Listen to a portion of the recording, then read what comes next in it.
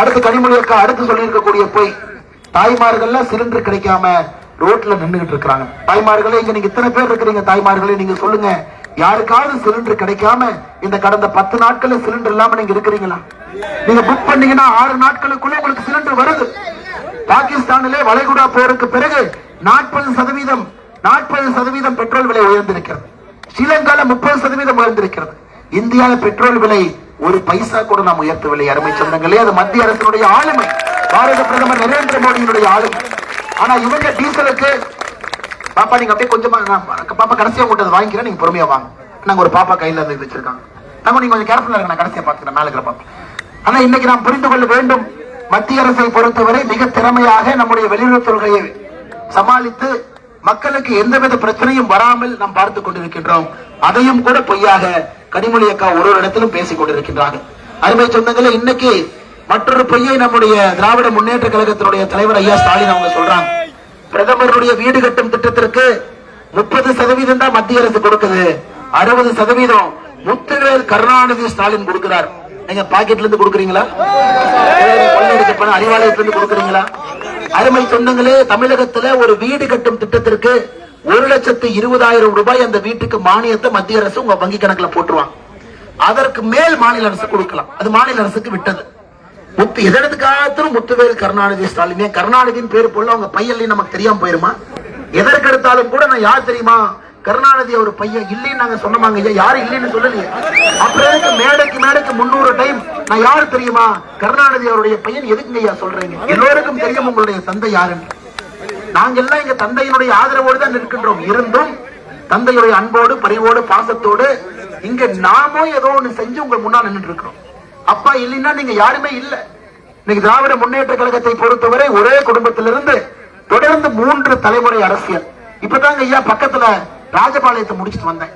ராஜபாளையத்துல உங்களுக்கு தெரியும், இதற்கு முன்பு சட்டமன்ற உறுப்பினர் VP ராஜன் இருந்தார். என்ன சொன்னார் தெரியுங்களா? இன்ப நிதியை முதலமைச்சர் ஆக்கிட்டு தான் நான் சாவனார். இன்ப நிதி எப்ப முதலமைச்சர் ஆகிறது? ஐயா என்னங்க ஐயா இப்பெல்லாம் பேசுறீங்க?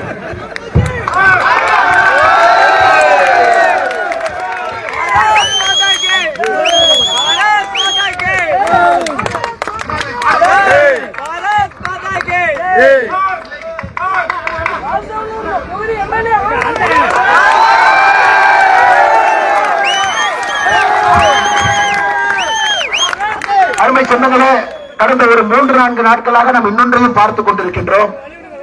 அண்ணன் எடப்பாடி பழனிசாமி அவர்களை பற்றி முதலமைச்சர் அவர்கள் பேசக்கூடிய தரைக்குறைவான விமர்சனத்தை நம்ம பார்த்துக்கிட்டு இருக்கோம். நேற்று நம்முடைய ஐயா மு க ஸ்டாலின் அவங்க சொல்லியிருக்கிறாங்க, அண்ணா என்கின்ற பெயரை பயன்படுத்த அதிமுகவினுடைய பொதுச் செயலாளர் அண்ணன் எடப்பாடி பழனிசாமி அவர்களுக்கு தகுதி இல்லை அப்படின்னு மு க ஸ்டாலின் சொல்லியிருக்கிறாங்க. ஐயா இன்னைக்கு நம்ம பார்ப்போம், அண்ணா என்கின்ற பெயரை பயன்படுத்துவதற்கு யாருக்கு தகுதி இல்லை? திராவிட முன்னேற்ற கழகத்துக்கு தகுதி இல்லை. ஏங்க ஐயா தகுதி இல்லை? பேரறிஞர் அண்ணாதுரை அவர்களுக்கு குழந்தை இல்லை என்பது நம்ம எல்லோருக்கும் தெரியும். தங்கச்சி குழந்தைங்க 4 பேர் தத்தெடுத்துக்கிட்டாருங்க. இன்னைக்கு அந்த 4 பேருடைய பேர குழந்தைகள் எங்க இருக்கிறாங்கன்னு யாருக்குமே தெரியாது. ஏதோ ஒரு தொழில் பண்றாங்க, சாமானிய மனிதர்களை போல வாழ்றாங்க. 2020 அண்ணாதுரை ஐயாவுடைய கொள்ளுப்பேத்தி பிரத்திகா ராணி அகில இந்திய அளவில் சிவில் சர்வீஸ் பரீட்சையில 171வது ரேங்க் வாங்கி IAS ஆபீசர் ஆகும்போது பேப்பர்ல படிச்சேன், அண்ணாவுடைய கொள்ளுப்பேத்தி IAS ஆயிட்டாங்க. ஆனா இங்க பாத்தீங்கன்னா பாப்பா அப்படியே வச்சிருங்க, கீழே இறக்கி வச்சிருங்க. இங்க நீங்க பாத்தீங்கன்னா அண்ணாதுரை அவர்களை வைத்து குடும்பம் அரசியல் பிழைக்கவில்லை, குழந்தைகள் அரசியல் பிழைக்கவில்லை, பேர குழந்தைகள் அரசியல் பிழைக்கவில்லை. ஆனா பக்கத்துல VP ராஜன் சொல்றாரு, இன்ப நிதியும் முதலமைச்சர் ஆக்கிவிட்டு தான் நான் சாவேன் என்று சொல்லுகின்றார். இந்த கொத்தரிமை கூட்டத்தை எங்கேயாச்சும் பார்த்திருக்கீங்களா? இந்த கொத்தரிமை கூட்டத்தை இந்தியாவில் எங்கேயுமே நீங்க பார்த்திருக்க முடியாது. அனைத்து இந்திய அண்ணா திராவிட முன்னேற்ற கழகத்திற்கும் பாரதிய ஜனதா கட்சிக்கும் இருக்கக்கூடிய தனித்தன்மை என்னங்க? செல்வாம்பட்டியில எடப்பாடியில் இருக்கக்கூடிய ஒரு மனிதன் இன்னைக்கு கட்சியினுடைய பொதுச் செயலராக இருக்கலாம்.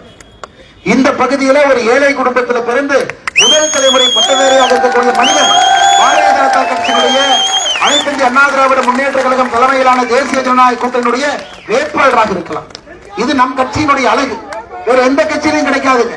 இன்னைக்கு நீங்க திராவிட முன்னேற்ற கழகத்தை எடுத்துக்கிட்டீங்கன்னா தமிழ்நாட்டில் இருக்கக்கூடிய தீய சக்தியின் திரும்ப ஏன் சொல்றாங்க, நம்முடைய தாய்மார்கள் எந்த காரணத்திற்கும் கூட அவங்களை பக்கத்துல கூட நீங்க விடக்கூடாது. கடந்த 5 ஆண்டுகள்ல தமிழகத்துல திராவிட முன்னேற்ற கழகத்தினுடைய ஆட்சியில மொத்தமாக படுகொலைகள் எவ்வளவு தெரியுங்களாங்கம்மா? 8008 பேர் படுகொலை செய்யப்பட்டிருக்கின்றார்கள். 8008 பேர். நான் சொன்னது இல்லைன்னு ஒரு திமுக காரங்களை சொல்லுங்க. பெண்களுக்கு எதிரான கற்பழிப்பு வழக்கு தமிழக 2080 பெண்கள் மீது கற்பழிப்பு வழக்கு. அப்ப 2080 குடும்பத்தை நாசப்படுத்தி இருக்கிறீங்க. 18 வயசு கீழே இருக்கக்கூடிய குழந்தைகள், அங்கிருந்து பாருங்க, ஒரு குழந்தை, பிஞ்சு குழந்தை இங்க வந்து நம்மளை நம்பி, கூட்டத்தை நம்பி பத்திரமா தந்தை தாய் அந்த குழந்தைய தைரியமா கூட்டத்தை கொண்டு வர்றாங்க. பத்திரமா கூட்டு போறாங்க. தாய்மார்களுக்கு ஒரு நம்பிக்கை இருக்கிறது. பாரதிய ஜனதா கட்சி, அனைத்து இந்திய அண்ணா திராவிட முன்னேற்ற கழகம் இருக்கக்கூடிய கூட்டத்துல எல்லோருக்கும் பாதுகாப்பு இருக்கும், வந்துவிட்டு நிம்மதியா போலாம். பிஞ்சு குழந்தை நம்மளை நம்பி கூட்டிட்டு வர்றாங்க.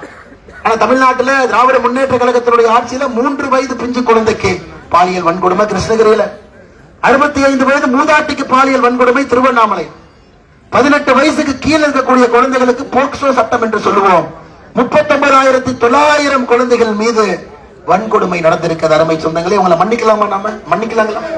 எந்த காரணத்திற்கும் கூட திராவிட முன்னேற்ற கழகத்திற்கு மன்னிப்பே நீங்க கொடுக்க கூடாது. அதனால சில இடத்துல தாய்மார்கள் சொல்றாங்க, தம்பி பிரச்சாரத்துக்கு வர்றியா, திருமுனையில நோட்டீஸ் வச்சியா, அப்படியே திரும்பி போய்கிட்டே இருக்கு, இந்த பக்கமே வந்துடாது. அவ்வளவுதான். தாய்மார்கள் இன்னைக்கு திராவிட முன்னேற்ற கழகத்தினுடைய தொண்டர்கள் மேல நான் தப்புன்னு சொல்லிங்க. தலைவர்கள் செய்த தவறுக்கு திராவிட முன்னேற்ற கழகத்தினுடைய தொண்டர்கள் என்ற தலை உறிந்து நின்று கொண்டிருக்கின்றார். கடைசியாக தென் தமிழகத்தை இன்னொன்னு சொல்லணுங்க ஐயா. ஒரு சகோதரரை பார்த்தேன், அண்ணன் நான் முதல் தலைமுறைங்க அண்ணே, ஃபர்ஸ்ட் ஓட்டு போட போறேன், யாருக்கு போடலான்னு கேட்டாங்க. நான் சொன்ன, தம்பி எங்கிட்ட கேட்டீங்கன்னா நான் என்ன சொல்லுவேன், அதிமுக நிற்கிற இடத்துல அதிமுக போடுங்க, பிஜேபி நிற்கிற இடத்துல பிஜேபிக்கு போடுங்க, குக்கர் நிற்கிற இடத்துல அமமுக குக்கருக்கு போடுங்க, பாட்டாளி மக்கள் கட்சி இருக்கிற இடத்துல பாட்டாளி மக்கள் கட்சி மாம்பழத்துக்கு போடுங்க, நாங்க எல்லாம் ஒரே கூட்டணின்னு சொல்லுவோம். அந்த தம்பி சொல்ற, அண்ணன் இல்லன்னு